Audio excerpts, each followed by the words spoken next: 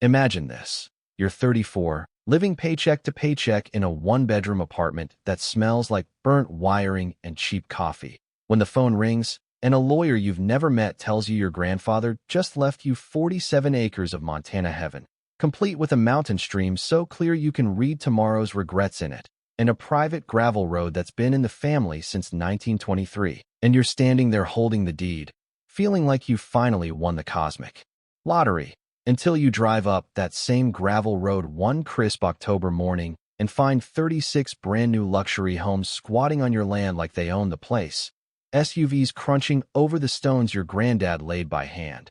And there, in the biggest colonial this side of Gone with the Wind, stands Victoria Langford, HOA president, pearls, white Range Rover with vanity plates that literally read Queen V, smirking at you like you're the one trespassing, saying, "Sweetheart, maybe take this up," with a real attorney instead of whatever public defender you scraped off Craigslist, while her acrylics tap out victory on a marble countertop that's sitting on ground my family has bled for since Prohibition. My name's Ethan Whitaker, electrician by trade, grandson of Silas Whitaker, who bought this chunk of paradise outside Kalispell, Montana for $300 and a promise back when the sky still belonged to eagles and not drones, and I'm standing in the middle of Aspen Crest Estates. No aspens, no crest, just lies stacked 3 stories high, watching sprinkler systems water lawns that are legally mine, listening to garage doors hum open and close like nothing's wrong, while Victoria explains that she bought the whole thing at a county tax sale 3 years ago because Grandpa forgot to pay taxes he actually paid every single year until the day he died. I pull out the folder, receipts, canceled checks, Silas's perfect handwriting on every stub, and she just laughs, the kind of laugh that makes dogs howl 10 miles away, and says, "Honey, squatters' rights are a thing. Look it up, cowboy," then slams a $10,000 front door in my face so hard the fake shutters rattle like guilty teeth. But here's the detail that turned my stomach to ice water.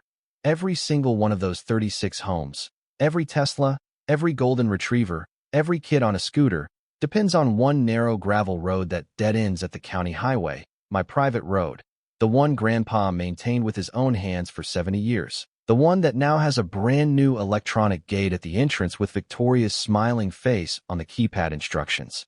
She literally built a kingdom and handed me the only key. I drove away that day with the taste of copper in my mouth, not from blood, but from pure, distilled rage, because this wasn't just theft. This was identity theft of an entire bloodline. This was someone trying to erase my grandfather's name from the dirt he loved more than money. And I swore on every star over the Swan Range that I would burn that kingdom down, legally, completely, and with a smile.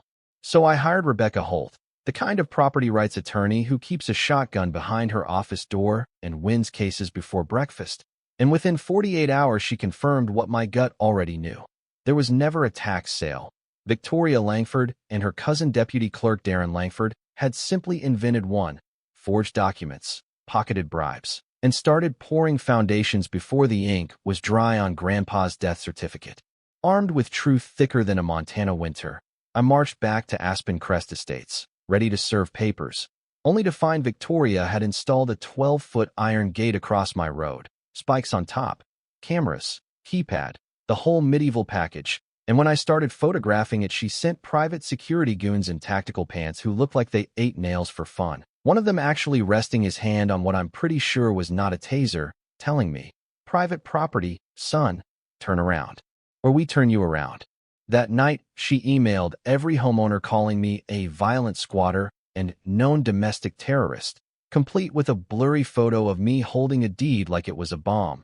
And within a week, I'd lost 15 grand in electrical contracts because nobody wanted the crazy guy near their breaker box. But Victoria made 2 fatal mistakes.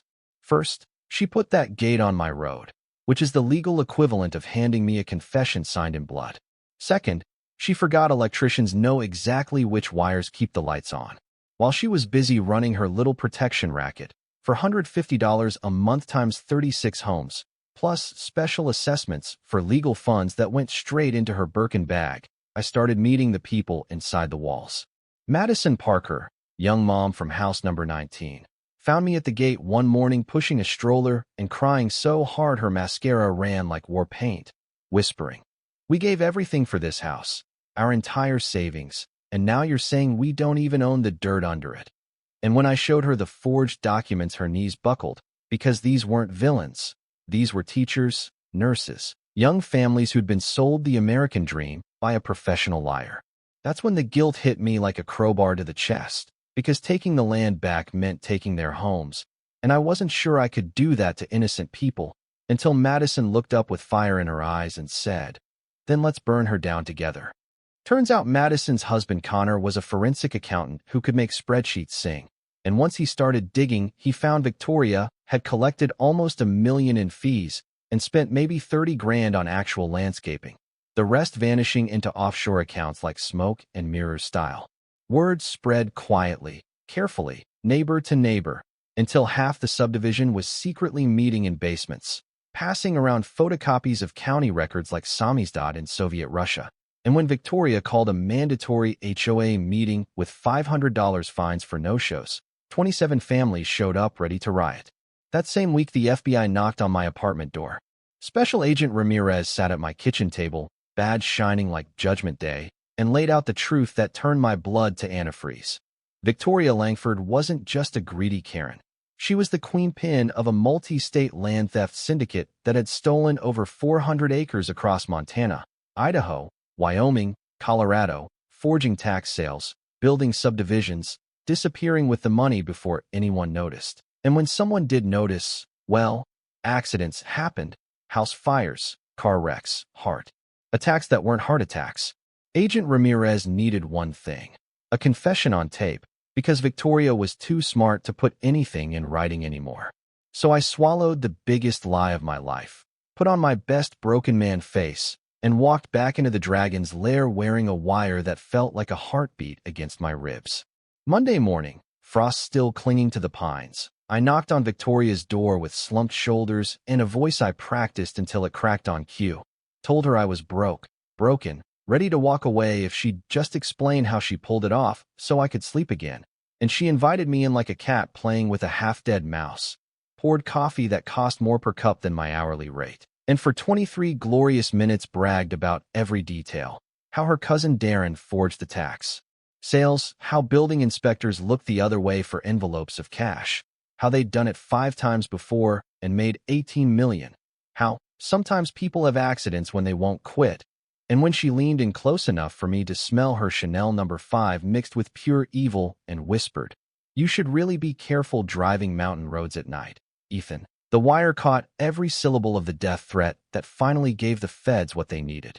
48 hours later, the trap snapped shut.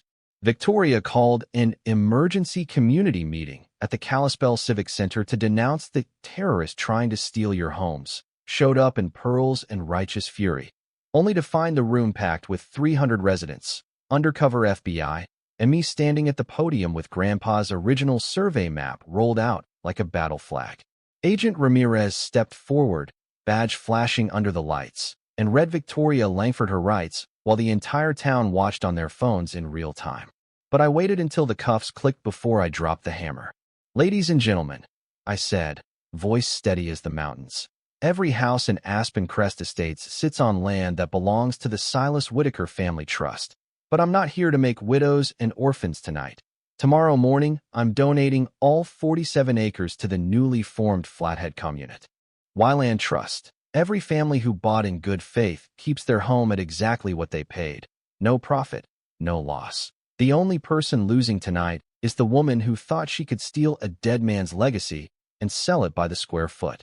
The applause was so loud the rafters shook. Victoria screamed that I couldn't prove anything, then screamed the confession anyway. "Fine, I did it. Everyone does it. The system's rigged. Why shouldn't I get mine?" And Agent Ramirez just smiled and said, "Thank you for saving the taxpayers a trial, ma'am." 6 months later, I'm sitting on the porch of the cabin I built where Grandpa's old house used to stand, watching sunrise bleed gold across the Mission Mountains, drinking coffee that doesn't taste like guilt anymore. Because every family kept their home, the land trust erased every mortgage down to purchase price. Madison and Connor run the new legitimate homeowners association with transparency that would make saints jealous. And Victoria Langford is doing 27 years in federal prison. Her cousin got 22, Their network is scattered across 4 states in orange jumpsuits, and the $18 million they stole is back in the hands of the people they robbed. Grandpa's headstone sits on a hill overlooking the community gardens where kids who will never know his name play on ground he protected with his life. And every spring we hold the Silas Whitaker Land and Liberty Festival. 3 days of music, food, and teaching the next generation that dirt is only worth what you're willing to fight for.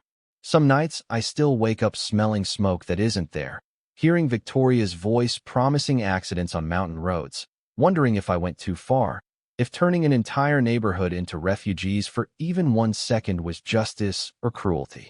But then I remember the way she danced on my grandfather's grave, literally danced, high heels sinking into the soil where his casket lay open to the sky, and I sleep just fine. So tell me, where do you draw the line? When someone steals your dead grandfather's land, threatens your life, terrorizes innocent families for profit, is there ever a point where mercy becomes complicity? Was I right to destroy one monster to save dozens of families? Or did the ends justify means that still keep me awake some nights? Drop your truth in the comments. No judgment, just real talk between people who know what it feels like when someone tries to bury your name in concrete. And if you've got your own story of an HOA tyrant, a forged deed, a stolen inheritance, lay it on us, because sunlight is still the best disinfectant, and together we might just keep the next Victoria from ever picking up a shovel.